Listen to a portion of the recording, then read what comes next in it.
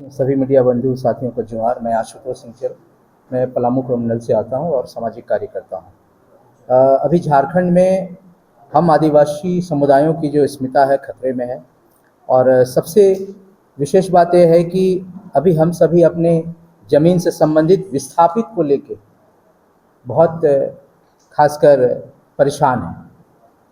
मैं पलामू प्रमंडल से आता हूं और जिस प्रकार से अजय दादा ने अभी कहा कि हम जो आदिवासियों के जो बर्निंग इशू है, जो ज्वलंत मुद्दा है, खासकर जल जंगल ज़मीन विस्थापन को लेकर के, उसको लेके हम सभी पदयात्रा करने के लिए तैयारी कर रहे हैं। उसके निमित्त मैं बोलना चाहता हूं कि हमारे प्रमंडल में गढ़वा ज़िला आता है और उस गढ़वा ज़िला में वीर शहीद नीलांबर पीताम्बर आते थे और उनका गांव जो है मंडल जलाशय परियोजना में कुटकुट डूब क्षेत्र, उनके गांव को विस्थापित कर दी गई है और वो विस्थापित अंग्रेज हुकूमत के समय से था हुआ है।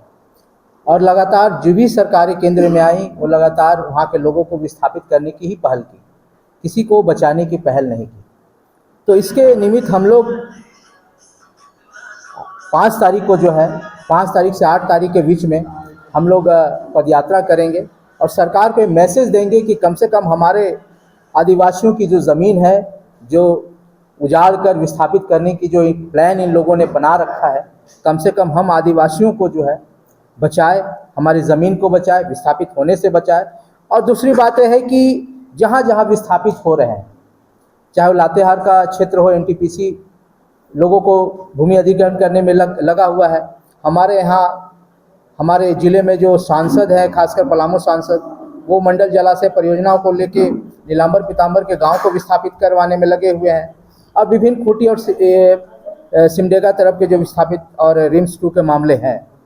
देखिए, कहीं ना कहीं हमें देखते हैं कि जितने भी शेड्यूल क्षेत्र में विस्थापन के जो मामले आ रहे हैं, ग्राम सभा से किसी ने परमिशन नहीं लिया, चाहे वो सरकार के लोग हों, चाहे वो एनटीपीसी या कोई भी परियोजना से संबंधित संस्थान हो, ग्राम सभा से किसी ने रिकमेंडेशन नहीं लिया। और यहाँ कहीं ना कहीं पेशा क्षेत्र में ग्राम सभा कानून को जो है ताक पर रखकर सरकार भी जो है पूंजीपतियों को साथ दे रही है।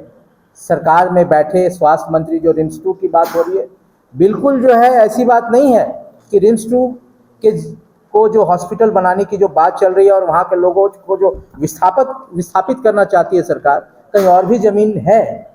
लेकिन ये पता नहीं क्या इनका मामला है, इंटरनल इशू है कि सिर्फ ये नगरी को ही देख रहे हैं। तो ये सारी मामला है राज्य में, कहीं ना कहीं हम सभी देख रहे हैं कि हमारे साथ एक विभिन्न और ज्वलंत समस्याएं हैं, वो है हमारे ज़मीन से संबंधित हम आदिवासियों का विस्थापन। तो इसके लिए कि हम लोग एक उलगुलान करने जा रहे हैं पदयात्रा के माध्यम से। और 9 अगस्त को हम लोग विचार किए हैं कि हर बार हम लोग बहुत ही उल्लास के साथ, हैप्पीनेस के साथ हम लोग 9 अगस्त विश्व आदिवासी दिवस सेलिब्रेट करते हैं।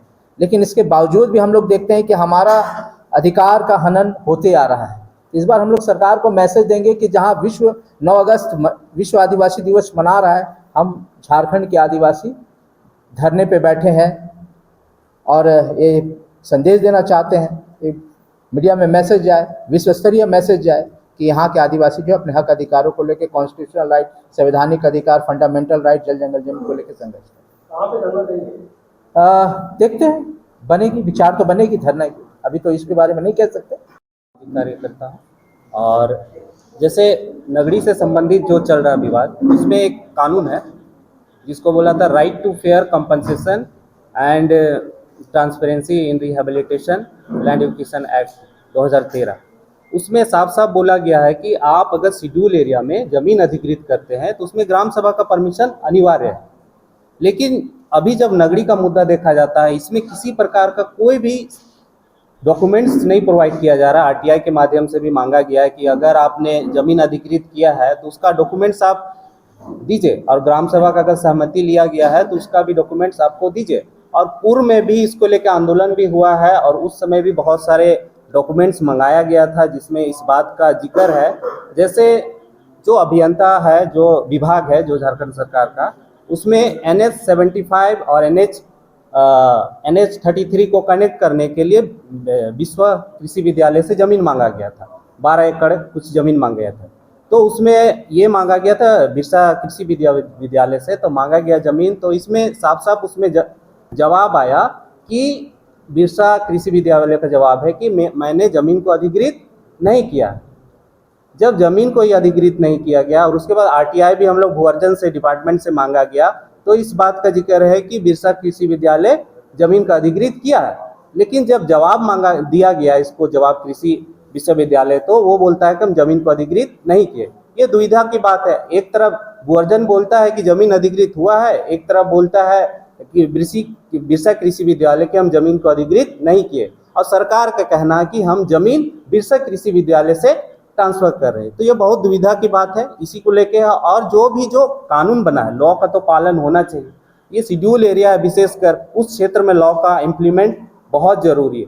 जिस तरह से शासन प्रशासन आज तक, जैसे कार्यपालिका विंग्स है, कार्यपालिका विंग्स अगर लॉ को इम्प्लीमेंट नहीं कर पा रहा है तो फिर ये शेड्यूल एरिया का कोई महत्व नहीं रह जाता है। तो इन सारे विषयों को लेके, और जितने भी, जिस तरह से अभी जमीन का लूट चल रहा है पूरे झारखंड में, और जितने भी शोषित वर्ग है, जितने भी, उन लोगों से, सभी से आह्वान किया जाता है कि आप इस जो भी पदयात्रा है, जो उलगुलान पदयात्रा है, इसमें शामिल हो। और जो भी हमारा कार्यक्रम है जो 5 तारीख से शुरू होगा, वो बिरसा मुंडा का जन्म स्थल से लेके जो हमारा उसका समाधि स्थल तक, वहाँ पे ज्वाइन है, यही आह्वान करते हैं।